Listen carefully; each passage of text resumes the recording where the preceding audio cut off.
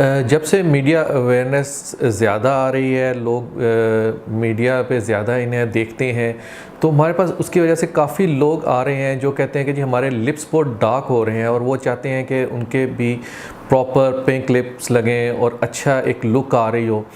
तो उस जो लिप्स हैं उसकी वजह से फिर हमें ये होता है कि बहुत से लोग हमसे पूछ रहे होते हैं कि जी आप बस इसका ट्रीटमेंट बता दें, जबकि ऐसे नहीं होता। लिप्स के कई कॉजेज़ होते हैं इसके जो डार्कनेस के होते हैं।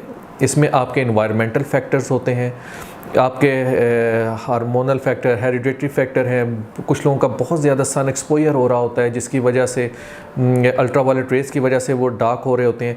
या कुछ लोगों का एक ये भी प्रॉब्लम होता है कि वो बार बार अपना सलाइवा या थूक जो है वो लिप्स को, जिनके जो चैप्ड या ड्राई लिप्स होते हैं, बार बार लगाते हैं, जिसकी वजह से क्योंकि सलाइवा का स्टिक मीडियम होता है तो उसकी वजह से लिप्स डार्क होना शुरू हो जाते हैं। तो इसमें फिर हम उसको देखते हैं कि बेसिकली इसका कॉज क्या है और उसके मुताबिक हम इसे ट्रीट करते हैं।